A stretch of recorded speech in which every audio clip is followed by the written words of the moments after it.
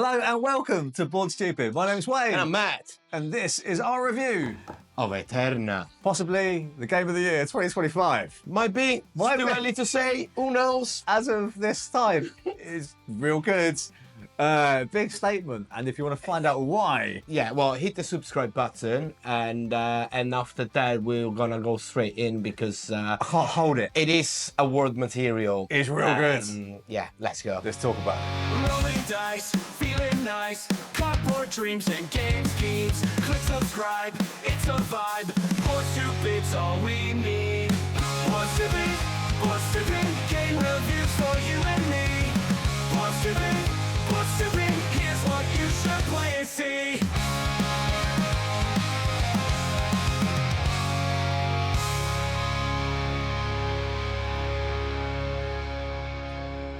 In Æterna, you take the role of a Roman family that's trying to increase its prestige over 3 eras: the Roman Kingdom, the Roman Republic, and the Roman Empire. And your goal is to increase your influence over the city by supporting the conquest of the provinces, ruling over the 7 hills of Rome. On your turn, you could do numerous things.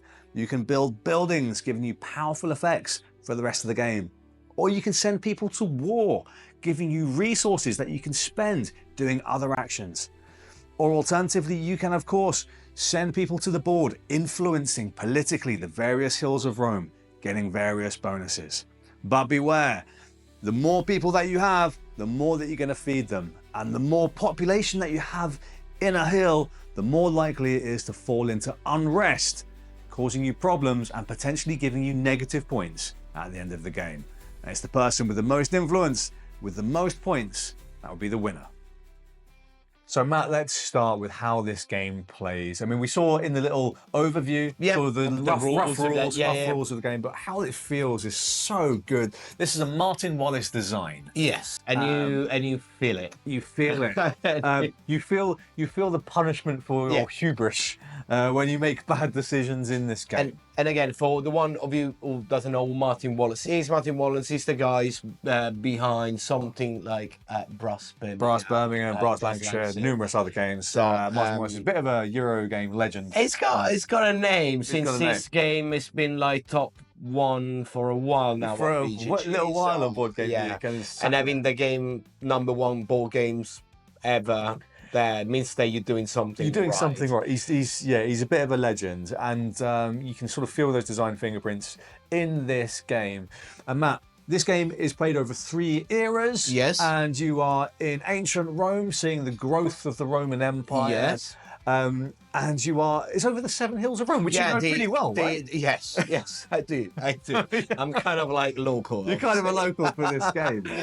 The boards represent the 7 hills. The 7 hills is the how Rome is, the topography of Rome. Yeah.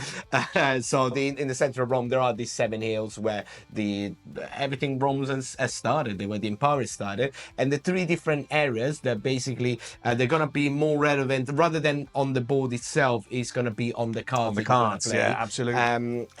You basically are in the reign, in the Roman reign when it just started. Yeah. And then the second era, Italy. you're going larger out to the 3rd era when you got the proper empire. So you will have cards referring to this or that battles depending on the era. So against the Britons or against the other Italian tribe that were there at the time, all very historical accurate. And I would not expect anything else from Ares games since they are Italian as well. Italian.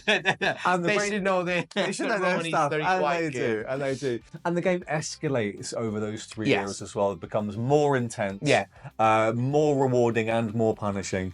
But at the end of the day, in essence, this is worker placement. This is in essence a worker placement game combined with a little bit of a drafting game as well. But the real action happens with the workers. And that's what you're going to be doing. You're going to be placing your workers from your board, from your personal supply onto the boards to create various effects. But here's one of the many punishing tricks of this game. and I say punishing in a positive way Yeah. because I like what it does. When you place workers into one of the hills of Rome, you are influencing it politically. Yeah, trying to get more influence. More influence, exactly. in the in that empire. region, in that empire, right? But the more you're doing that, the more you're kind of inciting the populace, right? The more people are attracted to it, the busier the hill gets, the more, you know, cosmopolitan. But eventually people get angry. And so, yes, you're encouraged to go to the different places to get rewards, because some of these hills are worth loads of points. Yes. Right? Some of them might have buildings on that everyone else has built through the game. That will give you more stuff. bonuses and more stuff. But the more people that go to a hill, the more likely it is to riot and go into Since the Romans were not happy with the politicians, especially when they were doing something wrong. They would just burn that place. Yes, basically, and that what happened in the game. So in each one of the hill will have 3 spaces where you can put your workers. Yeah. In a 4-player games, I say you got 3 spaces. In a 3-player games, you got a few less, 2 and then spaces. less.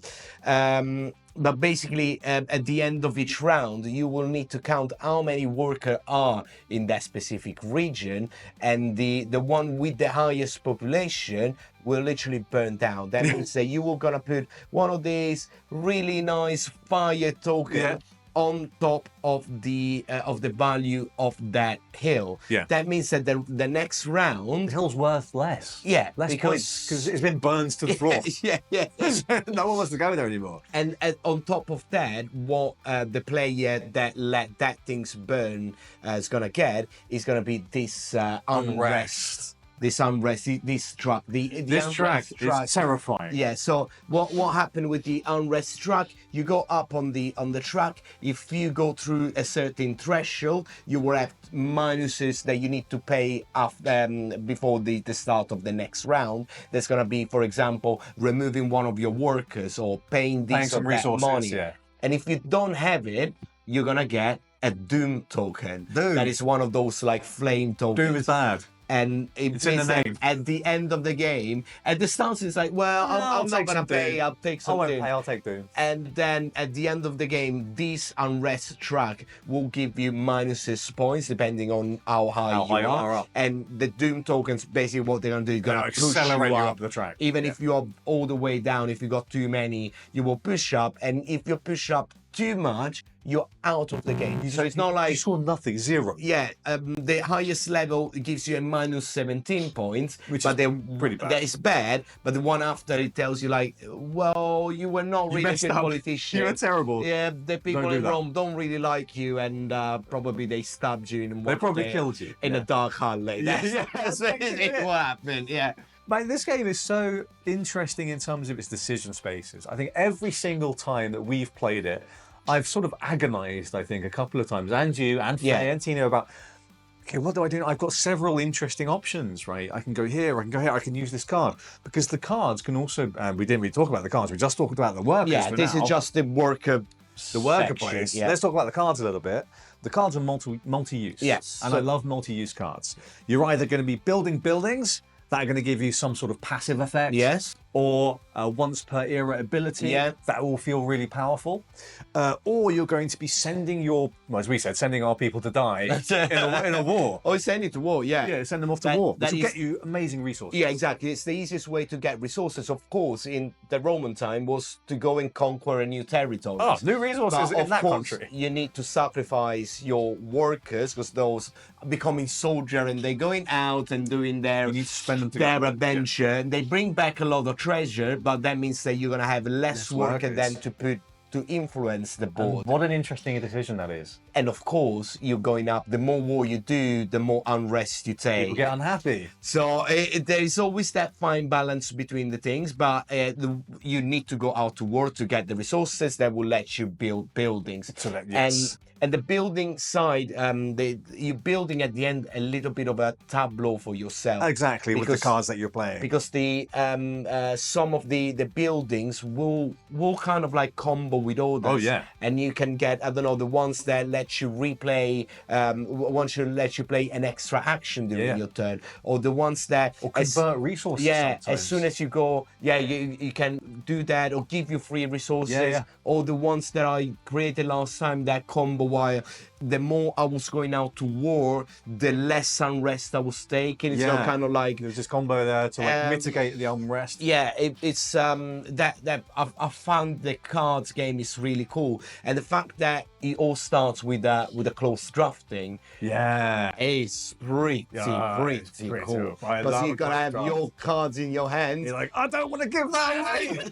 But I don't want to give that away. I can only pick one of them. Oh, so yeah. And that's where the interactivity. We'll touch on the interactivity a little bit later, but this is interactive to the maximum. Yeah, it really is. You're constantly from the drafting where you can be really hate drafting against someone. Because I might have done it, but but then the fact that the worker placement is very interactive, and you can put more people on a hill that you know you're not going to win, but you want to see it burn. Just to get that player taking more unrest and taking the minus points. Yeah. And you can do that. Some of us, some of us might have done that. Like to see this place burn. Another things that you can do with your worker that we haven't touched is the building themselves. Yes. So you can build in each one of the hills. You can build a temple, the aqueduct, and the amphitheater. Yeah. Each one of those buildings will stay for the entirety of the game on the hills, because of course the Roman temple's been there for 2,000 years. They're still there. Still there, exactly. And they basically gonna give you at the end of the day more points, more resources, or reduce your unrest. Yes, super powerful. But only to the person who's actually leading. Who's leading that hill? Exactly. If you have the most workers, the most influence in that hill, you will get that bonus. Nobody else, which is really cool. Which again encourages that constant interaction. We're just going to quickly flip back to the cards as well, because there's another great option that you can do on your turn, which is just throw cards away for resources. That is great. And that's perfectly legitimate. Yeah. And it's exactly. It's not like, oh God, I don't know what to do with these cards, and well, I wasted a turn. No. We felt that really powerful. How powerful was to. Yes, I'm burning a card, but getting an extra work. You can do multiple things. You can get an extra worker with money. You can get extra resources. You can get stones that will let you build buildings. Really interesting. All the mechanics, all how they work together. They're just like so satisfaction. Yeah. And towards the end of the game in Era 3, when you got a lot of the buildings to create combos, if you manage well your resources, you can pull out one of those like mega combo that everybody around the table is like, oh, you did this, you did this. And it's really satisfactory to see do that. And there were several times in our playthroughs, Matt, where I thought to myself, literally, just before I had my turn, there's no way I can do the thing I want to do. But I could still figure out. I figured out a way to do it. The game gives you the tools. Yeah. If you can think your way through it. You might pay after. You might pay. You might pay after. You can do it. And that is the one of the beauty of these games. As you say, you can always do more or less what you want. There's gonna be way of getting more money or more resources, but you always need to balance. Was it worth it? Was it worth it? And we didn't even talk about when you go and influence a hill, you will get to deplete one of the resources on the hill as well. Yep. And that's another way that you can get resources. Again, if you don't even want the hill, but you need the stone, or you need the extra worker, you just want to make sure that you don't get the extra thing. Yeah, so there are these very nice mechanics with these random tokens that you put on the board, and whoever goes on that space can deplete one of these with this thumbs up, thumbs down icons that are really long. So that is another way that you can do stuff.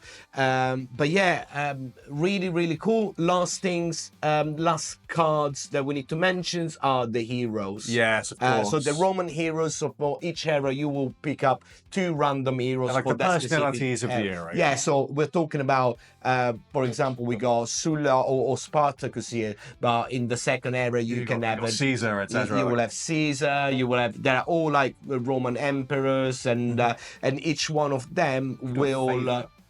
Give you a favour. We'll give you a favor, basically. We'll let you do something special that only you can do, because you were gonna take the hero and it's gonna go in your tableau. And normally are quite expensive but pretty powerful things that you can do. Absolutely, and you can sometimes do them multiple times if you can fulfil their requirements. Really, really cool. Yeah, and the last things that the hero's gonna do is help you with the set collection, because there is a little bit of set collection in the game as well. Yeah, a tiny little bit. Yeah. Under each one of the cards, you're gonna have this kind of like one level of the Colosseum with one different color. And at the end of the game, if you manage to all the colors, to have all the colors, seven, it's gonna be an extra 9 points. An extra point. And it's really cool how when you put them together, you basically build that. Yeah. You build a nice Colosseum with all the Roman faces and different colors. So yeah, those are mechanically wise, but should we talk a little bit more like how we feel about this game? Why are we saying that this game is so good? Yeah, I think we should do that. Yeah, let's do it. All right, Wayne. Last attack on the boss. Let's go. Here we go. Oh my God. That was epic. Just like that t-shirt. That's oh brilliant. yes, the new Into the AM t-shirt. Very Great, nice. they just arrived. Super comfy, great graphics, and you know what? Yeah. They let you roll better dice. Well, they don't. Yes, look at this. Okay. Yeah. What I told you. Matt, that's just luck. It's not just luck. Why don't you try yourself? Actually, if you go in the link in description, there is a 10% discount using the Board Stupid code on the Into the AM website. Nice. And you can have it for yourself. Actually, why don't you do it now? There you go. Hey, that's pretty sweet. Yeah, that's a nice pretty cool. t-shirt. Why don't you give it a go to the dice Yeah, now? look, all sixes, baby. Let's do it. Thanks to Into the AM. Well, I can't guarantee on the dice, Wayne, but I can guarantee you look pretty cool. And we can both guarantee that you're going to find the 10% discount code in the description of this video. Go check it out. Okay, Wayne, so you started with and I back you on the 100% with a very strong statement. Spicy statement. How this is a worst material. Yeah. This, if the words were tomorrow, this was game of the year for us. Correct. Most likely. Yeah, most likely. Yeah. But we still got so many months and so many more games. It's a free to spiel. play. So But why? oh my gosh, the feeling of this game is absolutely fantastic. Like, well, let's little touch on the production as well, because the production and the artwork is great. Yeah. Thematically, it's wonderful. Like you say, it feels right as you're playing it. Yeah. You know, with the three eras and how it escalates. The pieces wonderful, plastic free. Yeah, it's all plastic with wooden pieces everywhere. Tokens with the wooden buildings, different type of buildings, and all the workers with this very Roman statuesque statue, exactly like silhouette going on, which is wonderful. And the game, it has this really wonderful push-pull risk-reward to it, where you have to balance your influencing of the hills with clever card play, and definitely you do need to go to war to get those resources, but you need to keep them all in check without going too high up on the unrest. But then you can't be too conservative either. Yeah, because I remember last game I did try to be very conservative and didn't take me too far, because it's the game kind of like punish you as well if you're not taking any risk is not good. So and the game feels tight. I mean, even in that game that we played most recently, it was 6 points between first and fourth. So it's like it's a tight game. Yeah. Especially if everyone's playing it, really thoughtfully. But yeah, you really have to have that balance. And I love the feeling that game gives you, and how if you're not careful, it will punish you. But when it punishes you, you go, "That's my fault." It's really cool. How do you feel about it like this? So from a Roman person, actual real life Roman. I wanna touching on the artwork and everything. I love it. Yeah, I love it. I think the guys did an amazing job. The first time that I saw the board, I was a little bit concerned about readability, but actually no. There's literally zero issue with readability. Yeah, it's perfectly readable. Everything is in there on the board. The things that I really like is the little boat that will take you across all the stages of the game, and all the iconography is absolutely perfect. Oh my God. You're just like, oh, that is that. It looks. No, it doesn't even look complicated. It's just a couple of icons with an arrow, and off we go. So you know that you need to play your action. Then you go to scoring the points. Then you go to Burn some hills. Then you Get some building bonuses, and then your workers come home. Yeah, and then you follow all the track until you're coming back, and it tells you, well, now take the cars from the next era. Yeah. So all of this make this game so smooth, and again, then the interactivity. I'm saying it a lot because that's normally why You like Euros are kind of like let me down sometimes. Modern because Euros, it's just I like guess, modern Euros is just like sometimes they feel like too much of a solo multiplayer. Well, this one you're gonna be head to head with the other people around the table, and you're always interested in what they're doing. yes, and because you need to see what need to know what they're up to. If someone goes on the hill before you or after you, or you need to try to understand why did he went there and not there. Yeah. So trying to find their schemes and what they're trying to do, but it's highly interactive. Yeah. And even more than Brass of Birmingham, in my opinion. Brass of Birmingham, you got in a 3-player. Yeah. You might have one player that plays his own game In the corner. In the corner. Yeah, a little bit, yeah. Here you can't. No, that's true. Even three players, you can't. Absolutely, you can't. That's why they're both mega interactive. Yeah, but I true. find this like Even more the so. game force you to interact with the other. They force you because if you want to really go on that hill, well, then it's gonna burn, and there's Let's talk a little bit because I know you said. I mean, again, with the feeding of the game, we mentioned how punishing it can be sometimes. I really want to bring a little bit of that. You have to feed everybody. Oh yes, of course. Right, so of course. you're thinking, okay, I can generate more workers, and you can. There's ways to generate more workers by discarding cards and going to certain spaces, get loads of workers. But if you're not in some way reducing your population, you're going to need a lot of wheats to feed everybody. Everyone. And if you don't, guess what? Your unrest is going to burn up. Even more, exactly. And then if you're putting all of those workers out on hills, your unrest is going to go up. And then actually, if you send a couple of people to war, it's going to go up. And it does. It will slap you silly if you don't plan right. And I really appreciate that about the game. Because our first game that we played, I think we were all being a little bit too gung-ho. And like You wow, are this the unrest. game, isn't it? Damn, this is kicking my ass. But it's really cool, and the game gives you all of those. Like I said, it warns you the whole way through, and I really like that about the game. I think it's a really fantastic, tight experience. Matt, in terms of who this game is for, where would you rate how heavy and complex this game is? I would put this game toward the advanced/expert, in just like in between the two. It is the very good things is while it's not an expert game, is that the rules are pretty simple. Everything is very clear. You got some fantastic player aid that everything is there, and it's just like a few icons, and you're just like, oh yes, of course, this is this is that. And on top of that, you got a few things. So at the end, you do the drafting, you do the worker placement, you do the card playing, the tableau building, the resource management. Quite a few little elements, yeah. That's why it is definitely high advance. But at the same time, I can't put it in the expert because it's, I don't know, it flows so easily. That's exactly what I wanted to say, I think. It is definitely an advanced game. There's no question. Yeah. Right? I think it's right, maybe even at the top. But what I think this does absolutely magically, and I think Martin Weiss has done some sort of witchcraft with this. Voodoo. Some sort of business going on here, where I think I didn't even read the rules. Faye read the rules out bit by bit. Yeah. And we just immediately grasped it. Yeah. Didn't need to look at them again. It makes sense. I don't think we ever looked at the rules again. It makes everything makes sense. I mean, this layout, fantastic. Yeah. How the game leads you through all of the different elements of the game. Okay, well, this means this. Now we do the action phase. Now we do the scoring. Now we do this. And once you understand those things and you've done it once, you'll never need to reference the rules. All of the text makes sense. All the iconography is, like you said, is clear as day.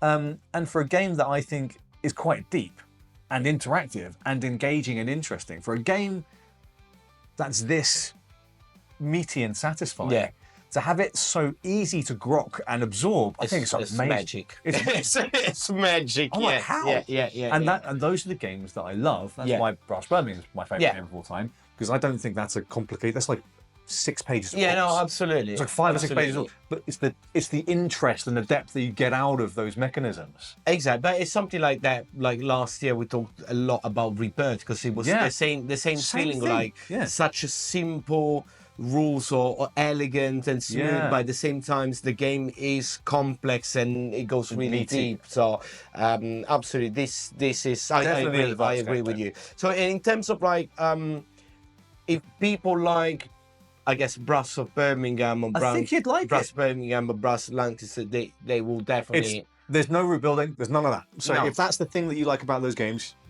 that won't be for you, that's not you. But if you like the feeling of a game punishing you for your bad decisions, and you or feeling like you really need to think through and consider the risk reward of what you're doing, this is definitely for you. For sure. Yeah, absolutely. Yeah, if you, I mean, Euro lovers, this is one of the best Euro ever. And that is right on it. He is on it. Yeah. What I would like to add as well, timing wise, it's not a 5 hours game. No. It's 90 minutes. It's an hour and a half game. Yeah. But in that hour and a half, you're gonna be so much involved, so much. And you set it up in on the table 5 constantly. minutes. Yes. 5 minutes setup. 90-minute playtime. Engaging, interesting. If those things appeal to you, I don't know why they wouldn't, then this is for you. Yeah, absolutely. So it's basically for everyone. Everyone should play this game. Should we go to the final thoughts? Yes. Okay, Wayne, let's wrap this up. Yes.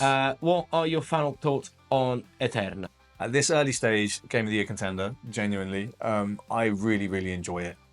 This is a game that really does a lot of things that I really enjoy, Matt. I think we both really like closed drafting and the sort of the tension that gives you. It's built into closed drafting, isn't it? It's built into it. Such a simple mechanism that adds so much. It adds so much, exactly. But in some games it can slow it down. In this, it doesn't really slow it down either. I love that. And again, we both really like worker placement when done very well. And the way this is done with this kind of pseudo area majority type thing. Exactly. Which is really nice because you are trying to get the most influence on these hills. And the fact that this has such great decision space. I mean, you are constantly considering, I could do this or I could do this. This could be better for me, but it could be worse for you. Maybe I get this, maybe I get that. This will get me more unrest, but then this will get me more resources. I think it's a fantastic design, and I can't wait to play again. I think it's great. Agree 100% what you said. It's a fantastic game.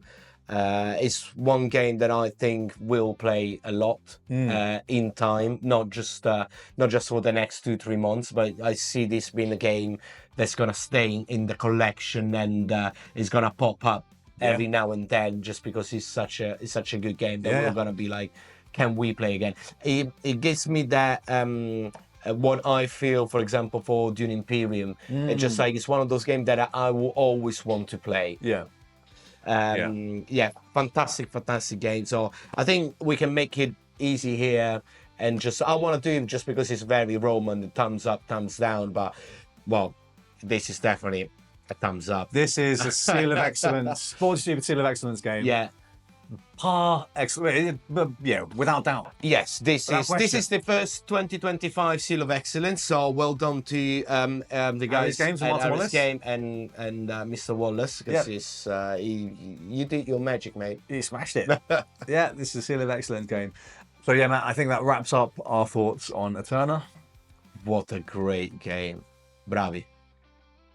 So thanks for watching our review of Æterna. Yes. And we are very enthusiastic about this game because we really enjoy it.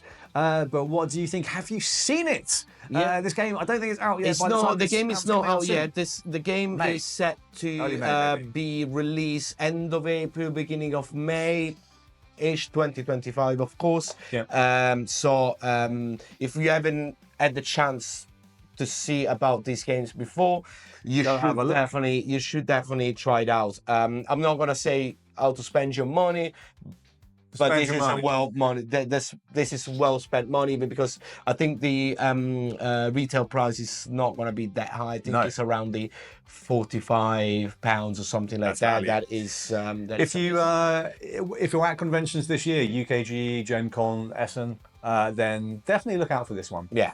Sit down and maybe give it a play, and then once you do, let us know what you think. Absolutely. Other than that, if you really liked this video, I mean the Romans had some money to spend. Yeah, the didn't Roman they? gods. They were pretty yeah, successful. the Romans. Yeah, why don't you click on the Patreon Yeah. and send some golden coins to us. support the channel. Absolutely. That's to see more of these reviews. It helps us do more yeah. videos and content for you, and bring you that lovely, juicy board game yeah. stuff. But as the Romans did, they subscribed to Board Stupid. Oh yes, all the Romans, like all my friends from Rome. They've all subscribed, so the Romans, they do that. So why not do as they do in Rome, right? Yeah, As the Romans when do. in Rome, hit subscribe button. Hit subscribe to Board Stupid. Check out the rest of our videos, and we'll see you in the next one. Ciao. Board Stupid, game reviews for you and me. Board Stupid, here's what you should play and see.